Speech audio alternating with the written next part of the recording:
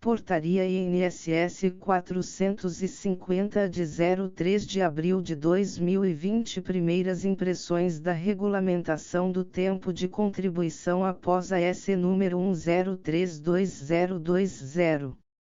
Alexandre S. Trices. Resumo.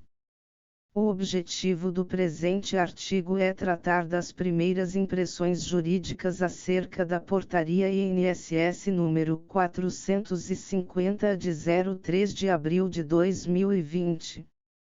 O ato administrativo regulamenta a emenda constitucional número 10322019, a reforma previdenciária que foi promulgada no dia 12 de novembro de 2019.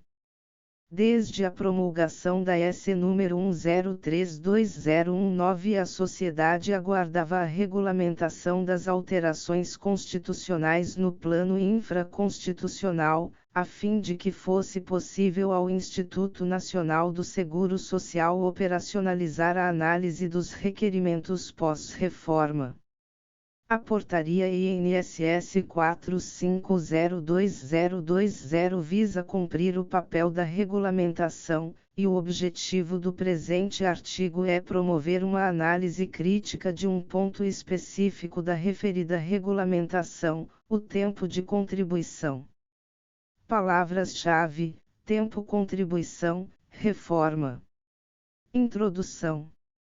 O objetivo do presente artigo é tratar das primeiras impressões jurídicas acerca da Portaria INSS número 450 de 03 de abril de 2020.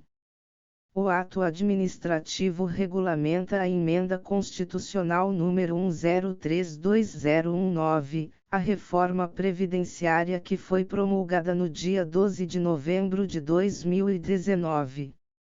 Desde a promulgação da S número 10322019, a sociedade aguardava a regulamentação das alterações constitucionais no plano infraconstitucional, a fim de que fosse possível ao Instituto Nacional do Seguro Social operacionalizar a análise dos requerimentos pós-reforma.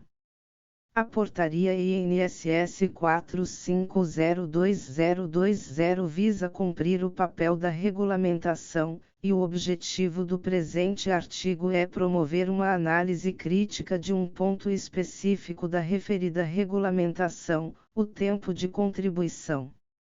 Antes da análise específica da regulamentação do tempo de contribuição trazido pela Portaria INSS número 450 de 03 de abril de 2020, será realizado uma análise da utilização da portaria, enquanto ato administrativo, para o desiderato da regulamentação pretendida. Após será feita a avaliação da regulamentação do tempo de contribuição pelo ato administrativo em comento. Da regulamentação da emenda constitucional número 103/19 através da Portaria INSS número 4502020. Segundo o doutrinador José Cretela Júnior, a portaria é ato jurídico originário do Poder Executivo que contém ordens/instruções acerca da aplicação de leis ou regulamentos, recomendações de caráter geral e normas sobre a execução de serviços, a fim de esclarecer ou informar sobre atos ou eventos realizados internamente em órgão público, tais como nomeações, demissões, medidas de ordem disciplinar, pedidos de férias, licenças por luto, licenças para tratamento de saúde, licença em razão de casamento de funcionários públicos, ou qualquer outra determinação da sua competência. Ensina o autor em artigo clássico sobre o tema que, em todos os casos, portaria é um ato administrativo normativo que visa a correta aplicação da lei, expressando, em minúcia, o mandamento abstrato da lei, com a mesma normatividade da regra legislativa. Porém, trata-se de manifestação tipicamente administrativa. A portaria é classificada como ato administrativo especial. Pode-se verificar, de plano, através da leitura das lições do administrativista, que a regulamentação da Emenda Constituição 103/19 através de portarias não é o meio mais adequado. A reforma da Previdência Social alterou substancialmente o sistema jurídico e a regulamentação das alterações era ansiosamente aguardada pela sociedade. É por isso que a regulamentação das mudanças através de ato administrativo do tipo portaria fragiliza o direito e gera controvérsias hermenêuticas bastante relevantes. Considerando que a matéria previdenciária, naturalmente, é objeto de calorosos debates quanto à sua melhor aplicação, e que o INSS é hoje o maior litigante da justiça brasileira, cabe destacar o desacerto da regulamentação via portaria. Tradicionalmente o INSS regulamenta as alterações constitucionais via decreto que, posteriormente, são regulamentadas para os servidores através de instrução normativa. Esta prática tem sido substituída, com razoável frequência, de modo que as portarias e os ofícios circulares tornarão-se o meio ordinário da autarquia normatizar. Cretela Júnior ensina que o ato administrativo se divide em geral e especial. O geral é o ato administrativo cuja declaração diz respeito a uma pluralidade de pessoas, ou casos indeterminados ou indetermináveis, ou seja, é geral e abstrata, regulamentos, circulares. Os especiais, por sua vez, é o ato administrativo cuja declaração se refere a uma ou mais pessoas, ou casos individualmente determinado ou determináveis, ou seja, concreta, decreto de nomeação de vários administrados, que forma aprovados em concurso público, ou decreto de nomeação de um só administrado, que foi aprovado em primeiro lugar, e foi nomeado para a cátedra universitária, demissões, ato que concede licença, portaria que suspende funcionário. Segundo o administrativista, a portaria é ato administrativo especial, ou seja, declaração concreta de vontade, de opinião, de juízo, de ciência, de um órgão administrativo do Estado, ou de outro sujeito de direito público administrativo no desdobramento da atividade da administração. Sobre elas é preciso saber que podem ser contestadas, ante contrariedade de decreto, lei ou da própria Constituição Federal, obviamente. Cabe ao intérprete analisar o texto do ponto de vista formal e hierárquico, portanto, para fortalecimento de teses voltadas à aplicação do direito ao caso concreto, principalmente levando em consideração que o objeto tutelado é a prestação alimentar, e o seu destinatário é o cidadão hipossuficiente. Tais conceituações da doutrina chegaram aos tribunais, a ponto de a mais alta Corte de Justiça do país ter consagrado a tese, válida até certa época, de que as circulares, instruções e portarias não se incluem entre as fontes de direito administrativo, falecem-lhes as características de lei, pois apenas se dirigem aos funcionários administrativos, traçando-lhes diretrizes, ministrando-lhes esclarecimentos e orientações, STF, em RDA 7p. 120. Do mesmo, em outras ocasiões, o Supremo Tribunal Federal decidiu que entre as fontes do direito administrativo não se encontram as portarias ministeriais, simples instruções a seus subordinados e incapazes de revogar a lei, que as circulares e portarias das autoridades superiores a seus subordinados não obrigam a particulares, que as portarias são ordens internas de serviço e prescindem da publicidade dada para as leis e atos de maior hierarquia no direito administrativo, STF, em RF, V 107, p. 65, RF, V107, P277 RF, V112, P202-3. Assim, percebe-se que o raio de ação das portarias é variado, porque, ao mesmo tempo que produzem efeitos dentro das repartições, regulando o funcionamento dos serviços, dirigindo-se, pois, neste caso, aos funcionários, também ultrapassam aqueles limites, impondo normas de conduta ao público. Apesar disso, e mesmo que as portarias, em nossos dias, seja mais bem prestigiada, enquanto ato administrativo geral, entendemos que vai mal o poder público ao regulamentar reformas constitucionais previdenciárias através de portarias. Afirma Balera que, quando os constituintes insculpiram no texto constitucional o capítulo da Seguridade Social, art. 194 a 204, visando a ordem social, almejavam, também, a ampliação e democratização do acesso da população à assistência social, à saúde e à previdência social.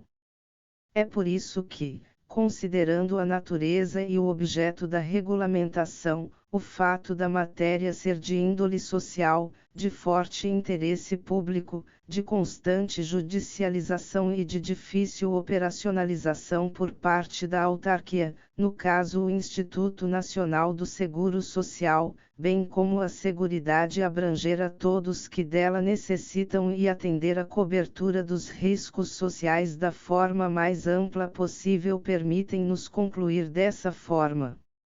Do tempo fictício na Previdência Social. A expressão aposentadoria por tempo de serviço surge no sistema jurídico brasileiro por força do Decreto Legislativo datado em janeiro de 1923, o Decreto Legislativo 468/1923, que foi considerado um marco inicial da Previdência brasileira. De lá até atualmente, mais especificadamente até o advento da Emenda Constitucional N-20, do ano de 1998, assim foi denominada esta prestação previdenciária. Com a entrada em vigor da Emenda Constitucional N-20/1998, que implementou profunda reforma no sistema previdenciário brasileiro, houve a alteração do termo aposentadoria por tempo de serviço e sua substituição pela aposentadoria por tempo de contribuição. Prevê o artigo 4º da S. número 20/98. Art. 4º, observado o disposto no art. 40, 10, da Constituição Federal, o tempo de serviço considerado pela legislação vigente para efeito de aposentadoria, cumprido até que a lei discipline a matéria, será contado como tempo de contribuição. Acontece que desde a Emenda Constitucional número 20/98 não houve a efetiva regulamentação do tempo de contribuição no regime geral de previdência social, até o advento da Emenda Constituição número 103/2019. Até então, os denominados tempos fictícios continuaram existindo e gerando importantes reflexos jurídicos junto às aposentadorias e demais benefícios do RGPS. Assim, o tempo de serviço torna-se, a partir de então, a base material fática, qual seja, o lapso temporal em que o segurado permaneceu trabalhando na empresa, ou o autônomo trabalhando por conta própria, o segurado especial, trabalhador avulso e empregado doméstico. Este tempo de serviço é fato gerador da contribuição previdenciária, que passa a ser necessária para o reconhecimento do tempo de contribuição. Assim está previsto na Emenda Constitucional número 103/19, a qual prevê: artigo 195, 14. o segurado somente terá reconhecida como tempo de contribuição ao regime geral de previdência social a competência cuja contribuição seja igual ou superior à contribuição mínima mensal exigida para sua categoria, assegurado ou agrupamento de contribuições. NR. Além disso, o 14 prevê. Art. 201, 14. É vedada a contagem de tempo de contribuição fictício para efeito de concessão dos benefícios previdenciários e de contagem recíproca. O art. 59 do Decreto nº 3.048/99, Regulamento da Previdência Social, considera como tempo de contribuição o lapso transcorrido, de data a data, desde a admissão na empresa ou o início de atividade vinculada à previdência social urbana e rural, ainda que anterior à sua instituição, até a dispensa ou o afastamento da atividade, descontados os períodos legalmente estabelecidos como de suspensão do contrato de trabalho, de interrupção de exercício e de desligamento da atividade. O inciso I, 22 do art. 32 do referido regulamento dispõe que considera-se como período contributivo para o empregado, empregado doméstico e trabalhador avulso, o conjunto de meses em que houve ou deveria ter havido contribuição em razão do exercício de atividade remunerada sujeita à filiação obrigatória ao regime da Previdência Social. O inciso 2º do mesmo parágrafo dispõe que para os demais segurados, inclusive o facultativo, considera-se período contributivo o conjunto de meses de efetiva contribuição ao regime de que trata o regulamento da Previdência Social. De acordo com o art. 60 do RPS, até que lei específica discipline a matéria, são contados como tempo de contribuição, entre outros. O período de exercício de atividade remunerada abrangida pela Previdência Social Urbana e Rural, ainda que anterior à sua instituição, respeitado o disposto no inciso 17. O período de contribuição efetuada por segurado depois de ter deixado de exercer a atividade remunerada que o enquadrava como segurado obrigatório da Previdência Social. O período em que o segurado esteve recebendo auxílio-doença ou aposentadoria por invalidez, entre períodos de atividade. O tempo de serviço militar, salvo se já contado para inatividade remunerada nas Forças Armadas ou auxiliares, ou para aposentadoria no Serviço Público Federal, Estadual, do Distrito Federal ou Municipal, ainda que anterior à filiação ao regime geral de previdência social. O período em que a segurada esteve recebendo salário maternidade. O período de contribuição efetuada como segurado facultativo.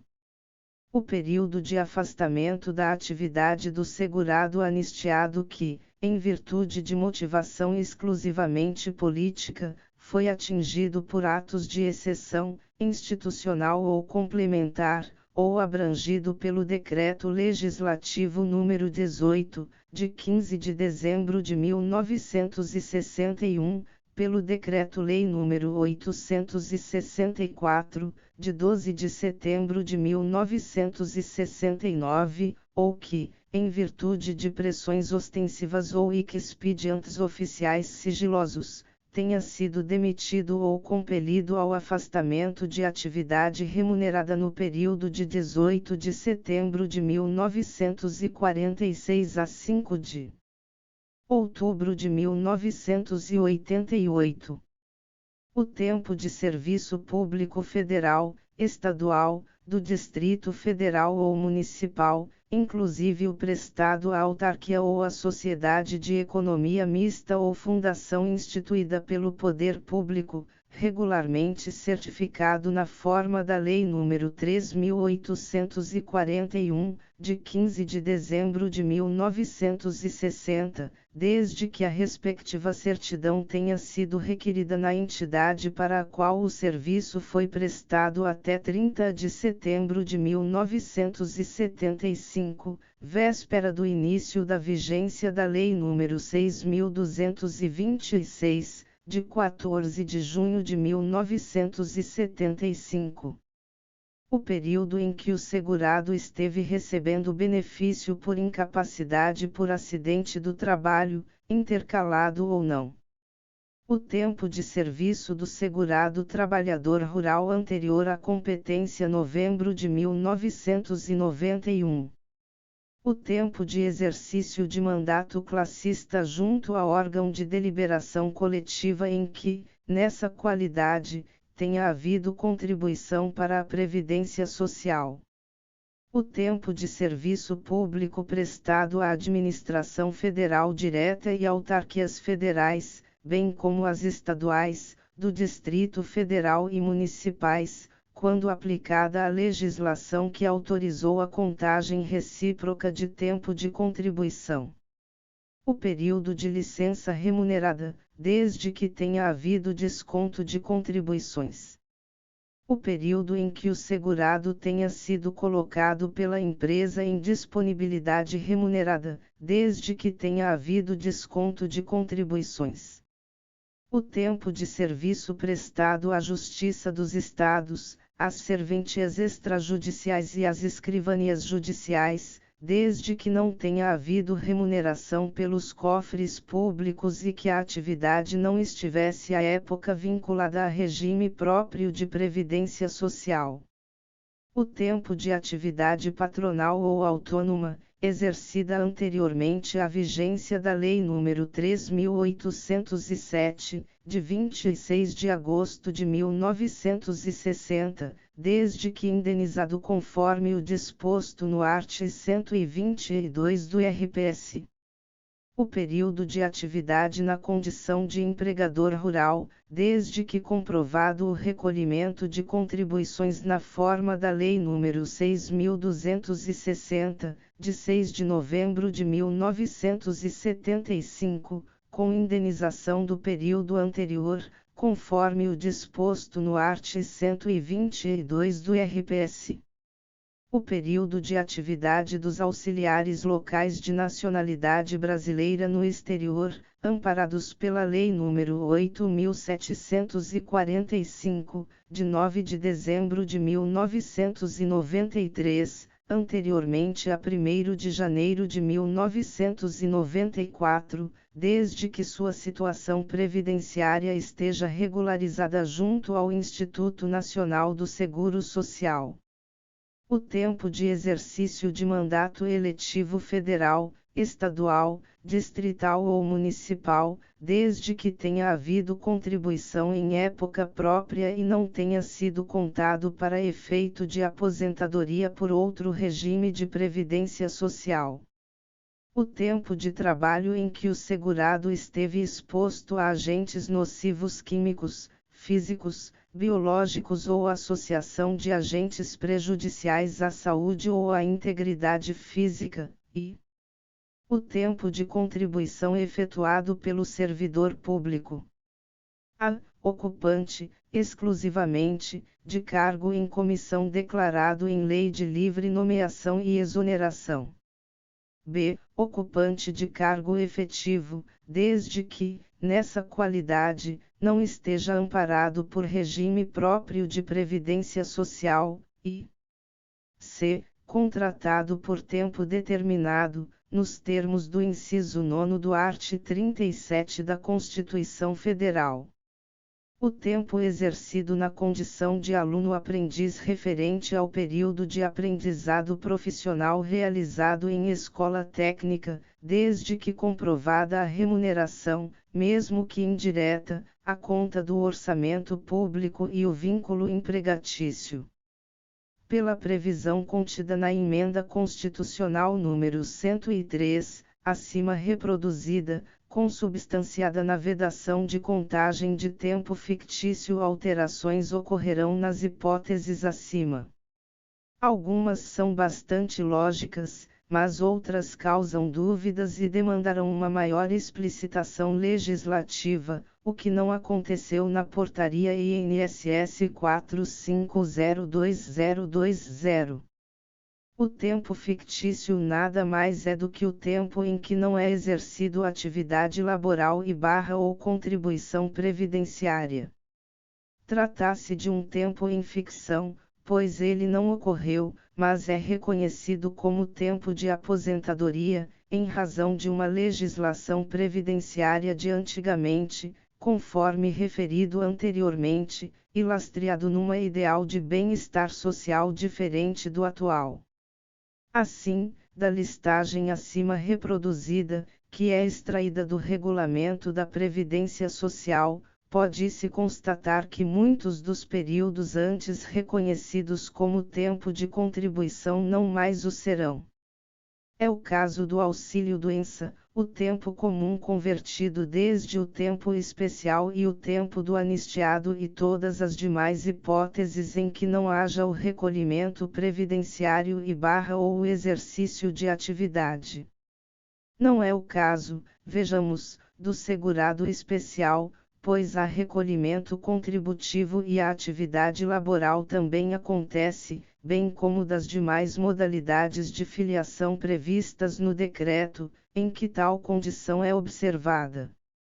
Faz-se necessário, nesses novos tempos, estabelecer critérios claros sobre a ficção no direito previdenciário.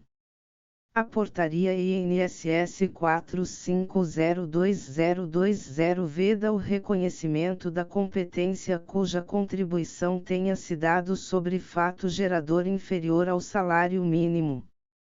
O ato administrativo veda também o reconhecimento do recolhimento menor que o salário mínimo como carência e manutenção da qualidade de segurado.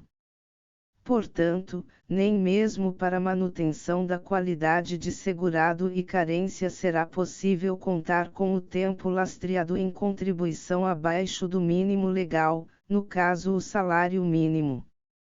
Prevê a Portaria INSS número 450/20. Art. 2º para fins do disposto no art. 1º, será considerada remuneração abaixo do mínimo aquela em que, consolidados os salários de contribuição apurados por categoria, não alcance o limite mínimo do salário de contribuição estabelecido para a competência.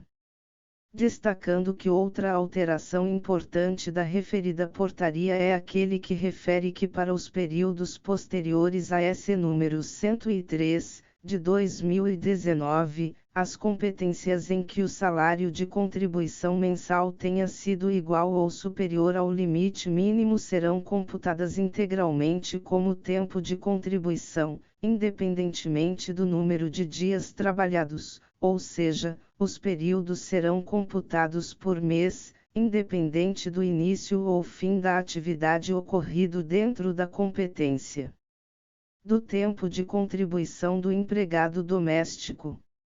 A filiação pura caracteriza-se pela aplicação irrestrita da teoria da automaticidade das prestações e decorre da impossibilidade de afligir ou restringir a proteção previdenciária do segurado em virtude do descumprimento da obrigação contributiva pelo responsável tributário. É por isso que a Lei nº 82121991, que regulamenta o plano de custeio da Seguridade Social desde sempre atribuiu ao empregador doméstico o dever de arrecadar e recolher a contribuição do empregado doméstico a seu serviço, de forma conjunta com a parcela a seu cargo. Conforme leciona Leitão e Dias. Desde o advento da Lei 82121991, sempre existiu dispositivo prevendo que o desconto de contribuição e de consignação legalmente autorizadas sempre se presume feito oportuna e regularmente pela empresa a isso obrigada, não lhe sendo lícito alegar omissão para se eximir do recolhimento, ficando diretamente responsável pela importância que deixou de receber ou arrecadou em desacordo com o disposto nesta lei. Acontece que mesmo que a obrigação do recolhimento do tributo fosse do empregado e a lei regulasse a presunção do desconto da contribuição social, duas regras previstas na Lei nº 8.213/91 condicionavam a concessão da prestação à comprovação do recolhimento das contribuições sociais, se não vejamos. Art. 27. Para cômputo do período de carência, serão consideradas as contribuições I, referentes ao período a partir da data da filiação ao regime geral de previdência social, no caso dos segurados empregados e trabalhadores avulsos referidos nos ZINCs. E sexta do art. 11. Segunda, realizadas a contar da data do efetivo pagamento da primeira contribuição sem atraso, não sendo consideradas para este fim as contribuições recolhidas com atraso referentes a competências anteriores, no caso dos segurados empregado doméstico, contribuinte individual, especial e facultativo, referidos, respectivamente, nos ZINCs. Segunda, vez sétima do art. 11 e no art. 13. 10. Art. 36. Para o segurado empregado doméstico que, tendo satisfeito as condições exigidas para a concessão do benefício requerido, não comprovar o efetivo recolhimento das contribuições devidas, será concedido o benefício de valor mínimo, devendo sua renda ser recalculada quando da apresentação da prova do recolhimento das contribuições. 11. A Lei Complementar nº 1502015 alterou a redação dos referidos artigos e os ajustou à ótica da filiação pura, conforme defendida por Leitão e Dias. Também revogou o art. 36 da Lei 82131991. Transcrevam-se os dispositivos modificados. Art. 27. Para cômputo do período de carência, serão consideradas as contribuições. Segunda, realizadas a contar da data de efetivo pagamento da primeira contribuição sem atraso, não sendo consideradas para este fim as contribuições recolhidas com atraso referentes a competências anteriores, no caso dos segurados contribuinte individual, especial e facultativo, referidos, respectivamente, nos ZINCs. Vez sétima do art. 11 e no art. 13. Art. 35. Art. 35. Ao segurado empregado, inclusive o doméstico, e ao trabalhador avulso que tenham cumprido todas as condições para a concessão do benefício pleiteado, mas não possam comprovar o valor de seus salários de contribuição no período básico de cálculo, será concedido o benefício de valor mínimo, devendo esta renda ser recalculada quando da apresentação de prova dos salários de contribuição. Segundo Leitão e Dias. Percebe-se que a legislação revogada não se coadunava com o espírito sistemático e teleológico da legislação previdenciária. Na verdade, a redação anterior dos arts. 27 e 36 da Lei 82131991 rompia com a lógica bifurcada da relação previdenciária, teoria excisionista. Deveras, se o ônus de recolher o tributo sempre coube ao empregador doméstico, não seria razoável que o empregado doméstico tivesse a sua proteção previdenciária diminuída ou condicionada à satisfação do crédito tributário. Inclusive, nos autos do AGRG no RESP 331.748/SP, o STJ já havia entendido que a alegada falta de comprovação do efetivo recolhimento não permitiria, como consequência lógica, a inferência de não cumprimento da carência exigida. Nesse sentido, a Portaria INSS número 45020220 foi mal ao continuar condicionando o reconhecimento da filiação previdenciário, para períodos anteriores à LC número 15022015, a realização do recolhimento em época própria, se não vejamos. Art. 31. Os recolhimentos do empregado doméstico, até a competência de setembro de 2015, efetuados em época própria, serão reconhecidos automaticamente, observado o art. 34, sendo dispensada a comprovação do exercício da atividade, independentemente da categoria do segurado na DER. Parágrafo único. Os períodos de atividade como empregado doméstico informados por meio do E-Social são validados mediante informações constantes desse sistema, conforme orientação vigente. Não há razões para que não seja realizada a necessária aproximação do filiado empregado doméstico, daqueles empregados e trabalhadores avulsos. Isto porque no período que antecede a regulamentação da profissão de doméstica e bem como da LC número 150/15, o STJ vem entendendo que estava a doméstica excluída da Previdência Social Urbana, não sendo exigível, portanto, o recolhimento das respectivas contribuições previdenciárias, TRF, 4ª Região, EIACN 2000.04.01.139328 hífen 2, terceira seção, de minha relatoria, DJU de 9 de novembro de 2005, STJ, AGN 574.087, decisão monocrática do réu. Ministro Gilson Dipp, pertencente à 5ª turma, DJ de 20 de abril de 2004, e RESPEN 271.874, réu. Ministro Fernando Gonçalves, 6ª turma, DJ de 1º de outubro de 2001.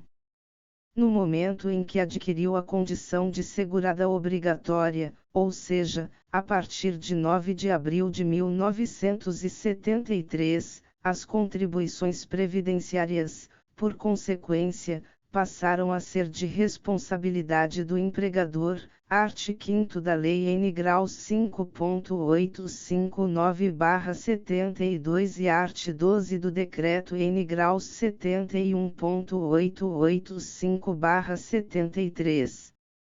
No mesmo sentido, a Lei N. Graus 8.213/91 em seu art. 30, inciso V, reza que, no caso dos empregados domésticos, cabe ao empregador a responsabilidade pelo desconto e recolhimento das contribuições previdenciárias e ao Instituto Previdenciário verificar e exigir o cumprimento desta obrigação legal. O entendimento é baseado no argumento de que o reconhecimento de vínculos empregatícios urbanos, eventual inadimplemento dos recolhimentos previdenciários respectivos é de responsabilidade do empregador, nos termos do art. 30, inciso I, alíneas A a C, da Lei N. Graus 8.212/91. E que eventual omissão de recolhimento das contribuições previdenciárias pela referida empresa não pode dar causa à negativa de averbação desse tempo de serviço, pois o ônus do recolhimento das contribuições devidas é do empregador. Se não satisfeitas, não é lícito que acarrete prejuízo à autora em seu direito, uma vez que a autarquia previdenciária dispõe de estrutura fiscalizatória própria para a apuração de tais omissões das empresas. A responsabilidade, portanto, caso existente, deve recair no seu empregador, a ser aferida por meio de instrumento processual existente no ordenamento jurídico pátrio. Não há como onerar a segurada por desídia do seu empregador e pela ausência de fiscalização do INSS. Além do mais, a CTPS enseja prova plena que exige a demonstração, pela parte contrária, de sólidos elementos em sentido contrário.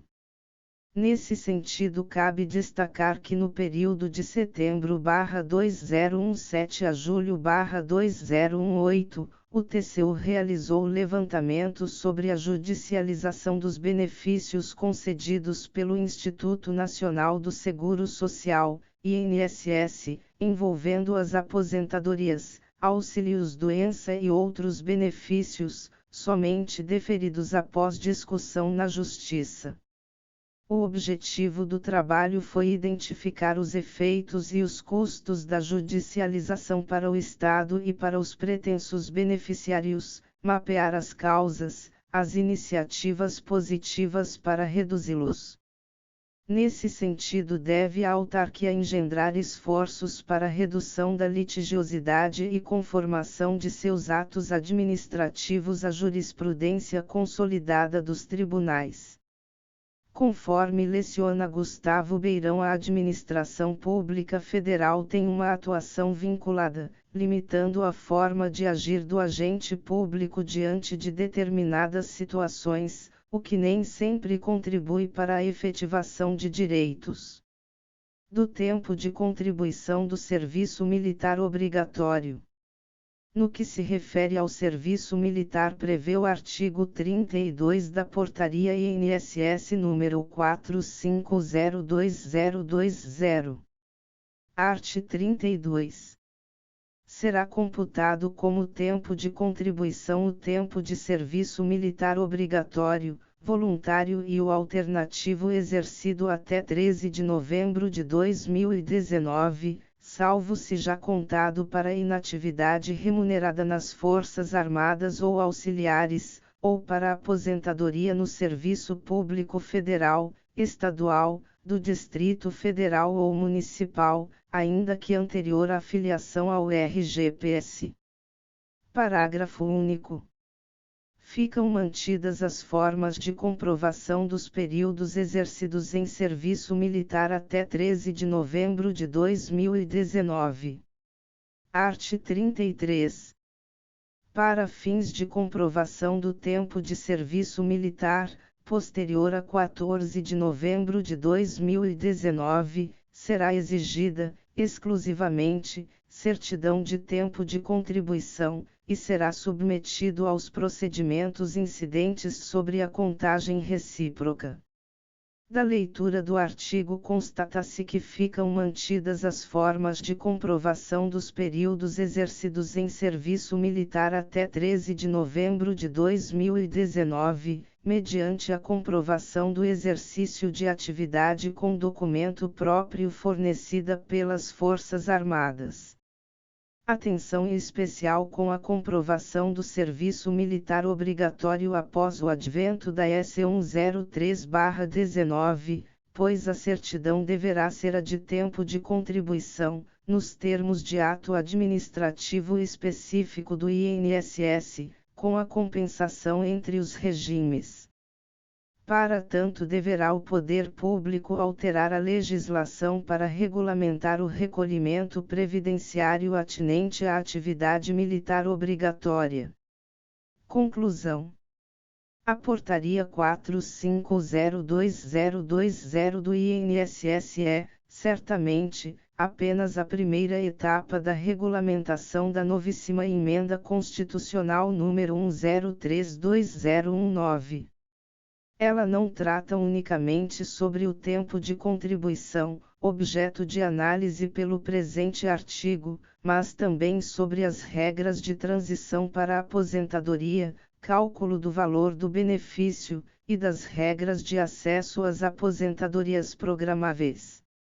Nesse sentido, o objetivo do presente artigo foi realizar uma análise crítica, através de primeiras impressões sobre a Portaria INSS 45022020, especificadamente acerca do tempo de contribuição. O conceito de tempo fictício para a Previdência Social é algo a ser devidamente acompanhado, para verificar de que forma o sistema normativo interno da autarquia vai interpretá-lo. Da mesma forma, se torna fundamental acompanhar o comportamento dos tribunais com relação ao tema. O equilíbrio das contas da Previdência não deve ser analisado apenas pelos números, mas também pela dinâmica do sistema que possui índole securitária. Isto não quer significar que os riscos sociais não devam ser devidamente protegidos, e que o sistema não possa estar mergulhado numa ótica de bem-estar social, principalmente se considerarmos as mudanças que ocorrerão no mundo após a pandemia da Covid-19.